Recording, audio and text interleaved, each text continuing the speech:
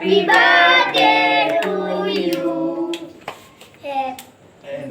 Hello বন্ধুরা, সবাই কেমন আছো? আশা করছি সবাই খুব ভালো আছো। দেখো, আজকে ছিল একটা বিশেষ দিন। তো হ্যাঁ, এই দিনটি ছিল আজকে আমার দাদার মেয়ের 5 বছরের জন্মদিন। তো আমরা সেখানেই চলে গেছিলাম। আমাদের যেতে যেতে যদিও অনেকটা দেরি হয়ে গেছিলো, ঘড়ির কাঁটায় তখন বেজেছিল ঠিক 4:30। তো আমাদের কিছু কাজও ছিল, সেইগুলো মেটাতে অনেকটা দেরি হয়েছে। তারপরে ওর জন্য গিফট কেনা, আর তারপরে এই দোকান থেকে ওর জন্য কিছু স্ন্যাক্স নিয়ে নিয়েছিলাম। তো এরপরে আমরা আবার চলে গেছিলাম।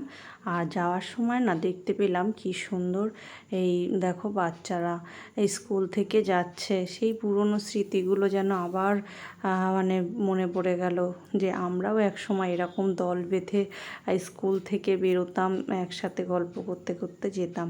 তো যাই হোক, এরপরে আমরা চলে এসেছিলাম সেখানে।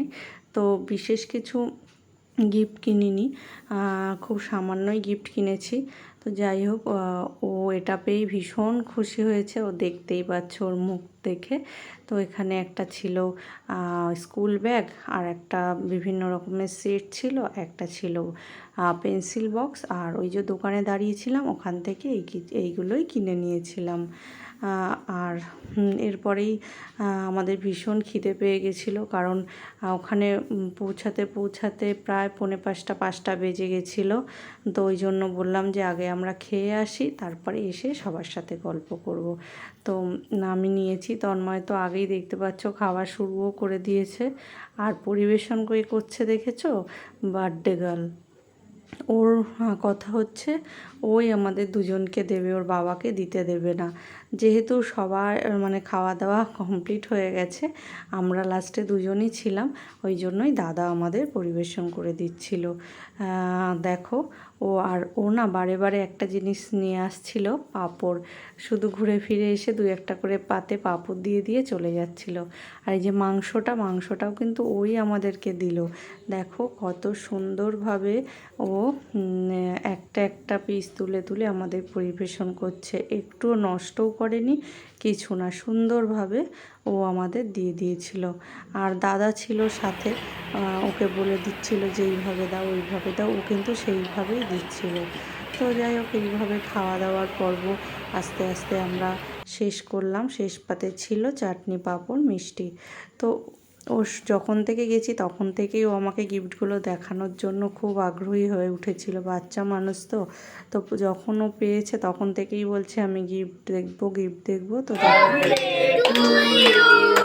হাতটা ধরে কাটে।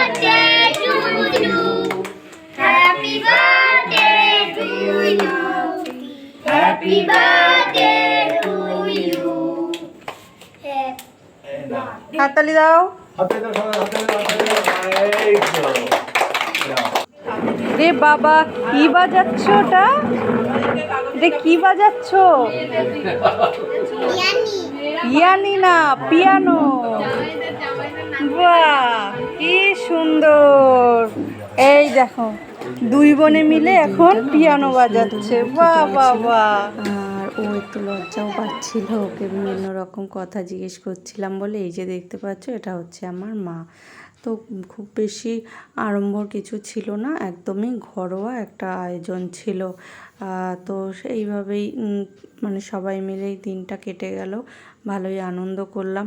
সময় পাই না যে সবার সাথে বসে অনেকক্ষণ টাইম কাটাবো, সবাই কাজে ব্যস্ত, দিদিরাও ব্যস্ত, আমরাও ব্যস্ত, সবাই সব রকম কাজে ব্যস্ত। আর এই যে দেখতে পাচ্ছ এখানে, এটা হচ্ছে আমার জামাইবাবু, এর যে কোলে এটা হচ্ছে দিদির ছেলে। ওর বয়স কিন্তু এখন অনেক, ওর বয়স এখন 2 মাস। মানে ও হচ্ছে আমাদের বাড়ির সবথেকে এখন বড় একটা সদস্য। আর এই যে দেখো, এটা বৌদি, তন্ময়, সবাই এখানে বসে একটু হাসি আড্ডা একটু দিচ্ছিলাম। তো এরপরে এই সমস্ত সব করতে করতে রাত হয়ে যায়। রাতে খাওয়া দাওয়া করে আমরা বাড়ি চলে আসি। তো চলো, গুড নাইট, টাটা, সবাই খুব